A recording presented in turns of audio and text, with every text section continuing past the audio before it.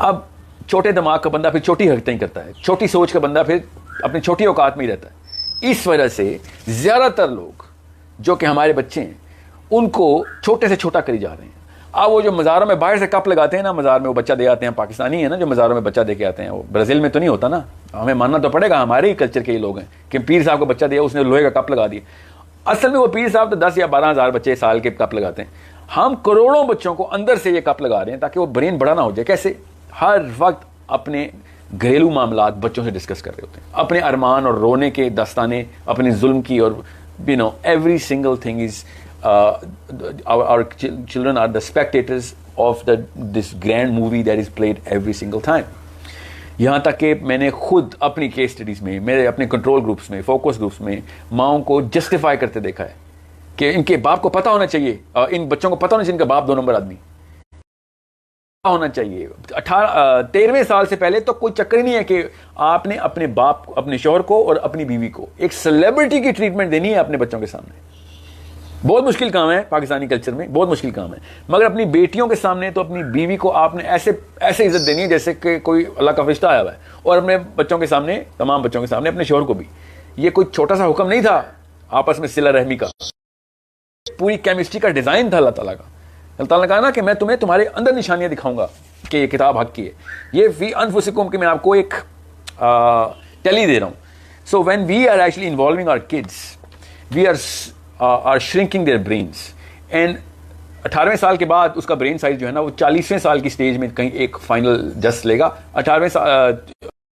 15th year के बाद जितना ब्रेन बनना था बन चुका है, और 7वें साल में तो उसने इतने ज़्यादा एक्सेस में उसको पॉजिटिविटी चाहिए होती है ताकि ब्रेन ग्रोथ हो सके उसकी। सो सक्सेस तो बहुत दूर की बात है। अब हम फेलियर के ग्रेड ही देखेंगे कि जो ऐसे घरों में फेलियर के ग्रेड्स जो है ना वो कितने अचीव हो रहे हैं, कौन छोटा फेलियर है ये देख रहे हैं हम इस वक्त। अब क्या बड़े मकसद की बात करनी और क्या ग्लोबल आइडेंटिटी की बात करनी, क्या वर्ल्ड व्यू दिखाना। जब एक बंदा अपने माँ बाप के मसाइल से नहीं निकल सका, उस बेचारे को तो क्या दुनिया को उसने क्या लीडरशिप दिखानी है अपनी, और किस मकसद पे लेके जाना। So what can we do? I'll tell you, ये जो कोर्टिसोल है इसका एक एंटी केमिकल भी अल्लाह ने बनाया हुआ है। 40 मिनट तो नहीं लगने चाहिए ना हर दफ़ा। तो होता क्या है कि इसका एक जो टॉगल स्विच है ना, उसको उस केमिकल को कहते हैं ऑक्सीटोसिन। अगर ऑक्सीटोसिन नसों में आ जाए ना तो जितना कोर्टिसोल ना उसी वक्त खत्म हो जाता है। वो एक और केमिकल है वेसोप्रेसिन, उसमें कन्वर्ट हो जाता है। वो it's a very positive chemical. Now understand why I am telling you this. सबसे पहले तो मुझसे 3 सवाल पूछे गए कि सर जो शुरू के सालों के बच्चे के जो पहले 3-4 साल हैं उसमें हम ऐसा क्या करते हैं जिससे IQ बढ़ सकता है या कम हो सकता है। तो मैं आपको मोटा मोटा बताता हूँ, हमारी काफ़ी डिटेल वीडियो है इसके ऊपर। I am not gonna go in detail here, और आप वो ज़रूर चेक करें, raising the children of the 21st century की, वो ज़रूर देखिए। वो 2-2.5 घंटे के सेशन के अंदर हमने इन्फेंसी के ऊपर बहुत ज़्यादा डिटेल में गए हैं, उसमें साइंस का क्वेश्चन साइंस के सारे। वैसे मैं आपको बता दूँ कि बच्चे को जो पहले तीसरा साल, जब तक पहले 3 साल तक जो एक दिन से लेकर तीसरे साल तक का जो बच्चा है उसके सामने आपने सिर्फ और सिर्फ उसकी फिजियोलॉजी का ख्याल रखना है कि उसको गर्मी सर्दी ज़्यादा तो नहीं लग रही। और बच्चों को इतनी गर्मी सर्दी नहीं लगती जितनी माओं को लगती है। तो अगर आपको सर्दी लग रही है तो बच्चे को स्वेटर मत पहना देना प्लीज़, या आपको गर्मी लग रही है तो बच्चे के कपड़े उतारना शुरू कर देते हैं आप। Don't do that. जब तक बच्चा कंप्लेन नहीं करता, एजिटेटेड नहीं होता, तब तक आपने उसको रिएक्शन, अल्लाह ताला ने जो मशीन बनाई है ना उसको ऐसे ही ट्रीट करें। जब तक आपके सेल फोन पे लिखा नहीं आता कि बैटरी खत्म हो तब तक चार्जर पे नहीं लगाते ना, बिल्कुल इस तरीके से बच्चों को आप ट्रीट करें। और बच्चों को एक्सेसिव फूड भी मत दें और बहुत कम फूड भी मत दें। ये फार्मूला मिल्क के ऊपर से खुदा का वास्ता अपने बच्चों को हटाएं, उससे उनकी केमिस्ट्री चेंज हो जाती है सारी। दूसरी चीज़ जो आपने बच्चों के साथ करनी है उनका IQ बढ़ाने के लिए, वो सबसे ज़्यादा ज़रूरी चीज़ है उनको ज़बानें सिखाना। मैं आपको फिर बता रहा हूँ, हम 2-2 साल के बच्चों को कुरान हिफ्ज़ के लिए तो ले जाते हैं, बहुत अच्छी बात। ये वो उम्र नहीं है कि जिसमें ये ऑप्टिमम काम नहीं है उसके लिए। ऑप्टिमम काम है कि आप उसको अरबी सिखा दें। 3 का फिगर साइकोलॉजी में और आप न्यूरोबायोलॉजी में भी आ गया कि 3 लैंग्वेजेस एट मिनिमम एक इंसानी बच्चे को 5वें साल तक फ्लुएंटली सिखानी ज़रूरी है। क्यों? क्योंकि जो ब्रेन सेंटर है ना लैंग्वेज का, दैट्स द लेफ्ट हेमिस्फीयर के बहुत और भी बहुत फंक्शन है, अभी मैं उसकी तफसील में नहीं जाता, मगर IQ आपका सारा लेफ्ट हेमिस्फीयर से ही निकाल लें आप इस वक्त। सो जो लैंग्वेज है, अगर आपने अपने बच्चे को कॉन्शियसली पहले 8-9 सालों में 3 ज़बानों के ऊपर पूरी तरीके से फ्लुएंट कर दिया, तो शुरू अगर आपने पहले 3-4 सालों से ही कर दिया, क्योंकि ज़बानें तो पहले 3 सालों में सीखता हो असल में most fluently. So from 2 to 7 अगर आप उसके ऊपर लिंग्विस्टिक्स के ऊपर काम कर रहे हैं ना, 2 to 7, और प्रॉपरली कॉन्शियसली काम कर रहे हैं, उसको वो माहौल दे रहे हैं। यूट्यूब पे आप लैंग्वेज नहीं सिखा सकते बच्चे को। लैंग्वेज सिखाने के लिए उसको उस तरह के ज़बान कानों से सीखी जाती है, याद रखिएगा, ज़बान सिर्फ कानों से सीखी जाती है, ज़बान किताब से नहीं सीखी जा सकती। कान जो है ना, these are primary modulators of any language, any skill of the language goes through our ear. So बच्चे को फिर उस तरह के दोस्त और माहौल में डालना पड़ेगा कि जो वो ज़बान सीखते हैं, वो स्पेनिश हो, फ्रेंच हो, अरबी हो, अंग्रेज़ी हो, उर्दू हो, जब तक कि वो कानों से सुनेगा नहीं उस ज़बान को, तब तक वो एडियर नहीं करेगा। उसको किसी किस्म की टीचिंग की ज़रूरत नहीं होती। अल्लाह ताला का इतना बड़ा मौजज़ा है कि इंसानी बच्चा जब ज़बान सीखता है, साइंस जितनी रिसर्च इसके ऊपर हुई है किसी की नहीं हुई अभी तक। साइंस के पास वो प्लेटफॉर्म नहीं है जिस पर वो बैठ के कि ये वजह है जो ज़बान सीख लेते हैं हम। इतना कॉम्प्लेक्स एल्गोरिदम है एक ज़बान का, और 2 साल का बच्चा वो सीख रहा है, अनइमेजिनेबल है। उस दौरान अगर आपने उसको 3 ज़बानें सिखा दी, 3 का फैक्टर है, तो आपको जो left hemisphere of the brain है ना इंसान का, that has the presence of exam, I mean the जो तारे हैं दिमाग की, वो उसकी इस लेवल पे होंगी कि वो आइंस्टाइन भी उस पर रश करेगा कि इतना डेप्थ में आपका ब्रेन जो है ना, इतनी ज़्यादा आपके पाउंड्स क्रिएट हुए हैं, जो न्यूरोनल फाइबर्स होते हैं वो ज़बानों की वजह से सबसे ज़्यादा होते हैं। और ये सबसे ज़्यादा जो है ना शॉर्टकट बता रहा हूँ मैं आपको, किसी और दिन किसी और लंबे सेशन में हम बहुत ज़्यादा तफसील में जाएंगे इसकी। फिर जो वो है 3rd year to 12th year, इसको अंदर आपने, अच्छा एक और चीज़ आपने करनी है, इन्फेंट्स को आपने ख़वातीन में ज़्यादा से ज़्यादा कोशिश करें कि आपके घर की जितनी भी ख़वातीन हैं वो इन्फेंट्स के पास हों। ये मैं आपको प्रूवन साइंटिफिक रिकॉर्ड के साथ बता रहा हूँ that kids who grow up in this age of 5-7ish, वो जो ख़वातीन के प्रेजेंस है ना, खाली प्रेजेंस ही, उससे जो ऑक्सीटोसिन सेंटर बढ़ता है ना, वो किसी और टेक्निक से नहीं बढ़ सकता। खातून को अल्लाह ताला ने गिफ्ट में एक फैक्ट्री दी हुई है ऑक्सीटोसिन की, उसकी खाली प्रेजेंस से ही बच्चे को एक सिक्योरिटी की फीलिंग आती है, और सिक्योरिटी की फीलिंग इमरजेंसी की फीलिंग के ऑपोजिट होती है। सो बच्चे की अगर खलाएँ ज़्यादा हैं, पुप्पो ज़्यादा हैं, और बड़े बुजुर्गों में ख़वातीन ज़्यादा हैं नहीं है, तो मेक श्योर कि आप कहीं ना कहीं से इनका बच्चे का इंटरफेस किया करें कि अपनी जो सर्कल की ख़वातीन है, मैं माओं की बात कर रहा हूँ, उनको ज़्यादा से ज़्यादा बच्चे के साथ इंटरैक्ट करवाएं ताकि बच्चे का ऑक्सीटोसिन सेंटर बढ़े। अच्छा, तो अब रही बात बच्चे के IQ को बढ़ाने के लिए ऑक्सीटोसिन की ज़रूरत क्या है। ऑक्सीटोसिन की ज़रूरत इसलिए है कि IQ तब तक बढ़ता है जब तक ब्रेन ग्रोथ कर रहा होता है, तो ब्रेन ग्रोथ तब तक नहीं करता जब तक कोर्टिसोल ऑन रहता है। तो कोर्टिसोल नेचुरली भी ऑन होता है, रात को आपका कोर्टिसोल आपके दिल के अंदर आके भर जाता होता है। अल्लाह ताला ने दिल को साफ़ करने का एक मैकेनिज्म रखा हुआ है। सो बच्चा जब सो रहा हो तो खुदा का वास्ता उसको मत उठा के दूध पिलाया करें। जब तक वो सो रहा है कोई बात नहीं, उसको कोई टेंशन नहीं है, उसको कोई भूख नहीं लगी। जब भूख लगेगी वो खुद ही उठ जाएगा। ज़बरदस्ती अपने बच्चे को अपने टाइम टेबल के ऊपर मत पालें, स्पेशली इन्फेंट्स को अंडर द एज ऑफ 7। ये नर्सिंग एज है, नर्स पेशेंट को उठा के तो नींद की दवाई नहीं देती ना। जब पेशेंट सो रहा है तो उसको सोने दें, आप एक नर्स हैं उस वक्त। So by the 7th to 12th year, 8वें साल से पहले इस वक्त स्टेज सुन लें, वो उसका वैल्यू सिस्टम बनता है। वो जो भी बना दिया आपने वो सारी उम्र वही रखेगा। इस वक्त के 80-80 साल के बुजुर्गान के पास भी आप जाएं और आप उनसे सही और गलत की तमीज़ का पूछें, तो वो अपने पहले 8वें साल के बीच में जो वैल्यू सिस्टम बना हुआ था उसको ही वो इन्वोक करेंगे, वहीं से लेते हैं वो। सो जिसने ज़्यादा वैल्यूज़ जो आपने अगर वो 7वें 8वें 9वें साल में उसके मोमेंटम में डाल दी, उतनी वो वैल्यूज़ जो है ना वो आगे से उनको पॉलिश करेगा वो आगे से। 12वें साल में बहुत बड़ा वाक़या होता है बच्चे के दिमाग के साथ, वो हम होने नहीं देते। वो है उसका प्री फ्रंटल कॉर्टेक्स जो है ना, ये उस वक्त बनता है जब वो 12 साल, उससे पहले वो बनता ही नहीं है। सो 12वें साल से पहले आपको मैं बता रहा हूँ कि आपने क्या क्या चेक लिस्ट रखनी है। उसके बाद पॉइंट ऑफ नो रिटर्न आ जाता है। 12वें साल के बाद आप 40वें साल में एक और चेंज आएगी, उसके बाद कोई चेंज नहीं आती ब्रेन की। सो सबसे पहले तो आपने बच्चे की जो 7th to 12th ईयर की जो स्टेज है ना, उसको बहुत बहुत केयरफुली देखना है। इसको एज ऑफ एसोसिएशन कहते हैं।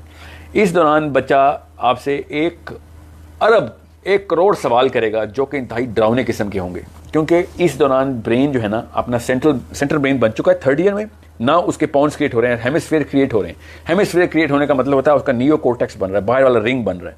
और बाहर वाला रिंग बनने का मतलब अब वो अपना IQ गेन करने की कोशिश कर रहा है। और जब वो IQ गेन करने की कोशिश कर रहा है तो फिर उसको सवाल भी चाहिए, जवाब भी चाहिए होंगे। तो ज़्यादातर सवालों के जवाब आपको नहीं आते होंगे क्योंकि हमारी ट्रेनिंग नहीं होती। पाकिस्तानी माओं का एवरेज जो एज है वो 21 to 26 है। More than 90% of Pakistani mothers become mothers between the age of 21 to 26। मैं मेट्रोपॉलिटन्स की बात नहीं कर रहा हूँ, ओवरऑल स्टैट्स हैं। सो 21 और 26 साल की एक खातून ने ये तो नहीं बताना कि मैं दुनिया में क्यों आया हूँ और मेरा दुनिया में आने का क्या मकसद है, अल्लाह ताला ने क्यों बनाई दुनिया, और ये बात सही क्यों है, ये वाले सवाल आप उसने शुरू कर देने। और ये मैं आपको फिर बता दूँ, अमूमी इलाज पाकिस्तान में इन सवालों का एक एक थप्पड़ है, सुबह दोपहर शाम। उसके बाद वो बच्चा इस बीमारी से पूरी तरह निजात पा लेता है। तो जिस माँ बाप ने ये बच्चों के सवाल रोकने हैं तो वो थप्पड़ मार दे, और अगर इस बच्चे का IQ बढ़ाना है तो इन सवालों के जवाब देना शुरू कर दें। आपको नहीं आते तो सीखें, अगर नहीं सीख सकते तो कोई ऐसे बंदे को बुलाएं जो कि जवाब दे सकता हो। ये नहीं हो सकता कि ऐसे सवाल मत किया करो, या ये गुनाह है इस तरह के सवाल पूछना। बच्चे के लिए कोई गुनाह नहीं है, 7 साल से पहले कोई बच्चा गुनाह कर ही नहीं सकता। ये आपको नहीं पता तो इस्लाम आप तक पहुंचा ही नहीं। 7 साल का बच्चा गुनाह कर ही नहीं सकता, उसको उस पर कुछ भी चीज़ गुनाह के ज़ुमरे में नहीं डाल सकते आप। Okay, so it is something which is, और वो बेचारा सिर्फ सवाल ही कर रहा है इस वक्त। अगर उसको सवालों के जवाब ना मिले तो उसने सारी उम्र किसी से नहीं करने, बिकॉज उसके बाद उसने इन सवालों को छोड़ के ये देखना है कि घर में शाहरुख खान और सलमान खान की फिल्में चल रही, क्यों ना मैं वही देखूं यार, अम्मी अब्बू तो वही देखते रहते हैं हर वक्त। लेट्स जस्ट आस्क अबाउट कि अगली फिल्म कब आ रही है, ये छोड़ेंगे दुनिया को क्यों बनाया अल्लाह ने।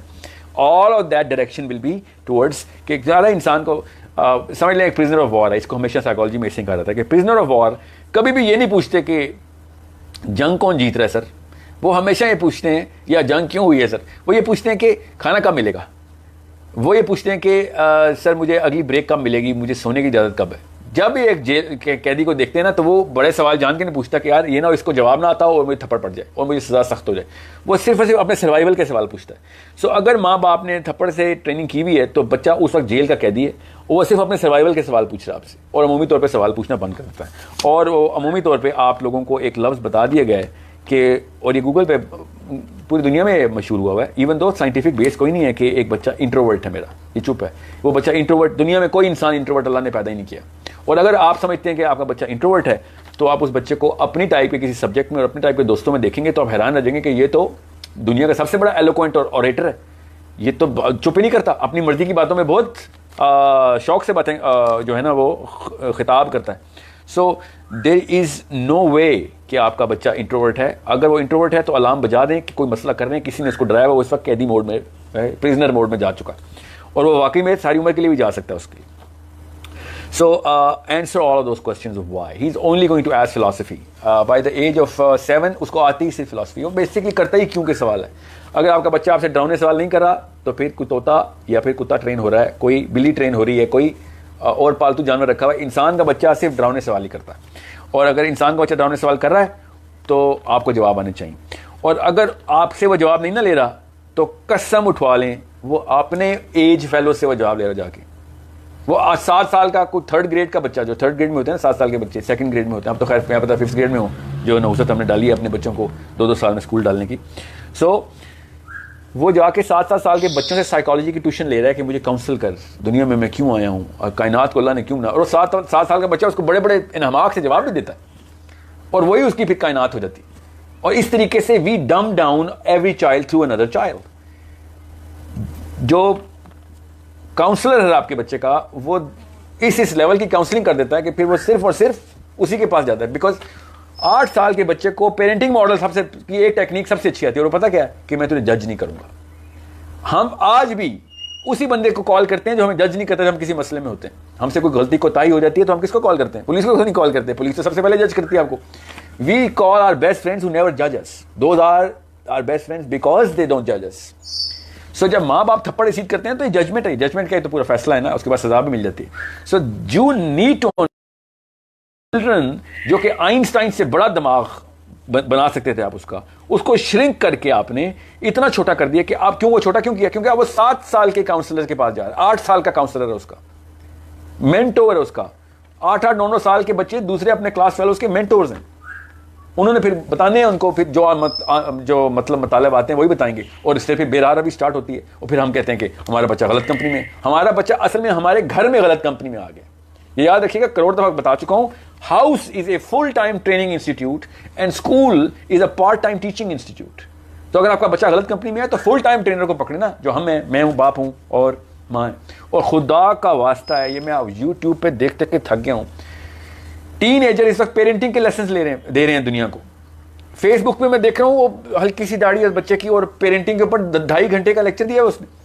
खुदा का वास्ता है फैक्चुअल और मुस्तनद और क्रेडिबल लोगों से देखेंगे साइंस क्या है और करना क्या है मैंने। यही हम हमारे बच्चे कर रहे हैं फिर कि जाके अपने कंसल्टेंट्स और काउंसलर्स ढूंढ रहे हैं और वो फिर काउंसलिंग होती है उनकी अच्छी तरीके से, फिर वो फिर घर आके पता चलता है, कोई शिकायतनामा आता है।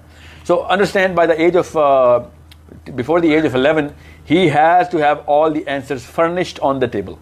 किताबें पढ़नी पड़ी हैं तो पढ़ें, नहीं पढ़नी पड़ी तो फिर उसको रिसर्च करके या किसी ऐसे बंदे से पूछ के आप बताएं। मोस्ट प्रॉब्ली आप ही को होना चाहिए कि who is answering all the questions of the children.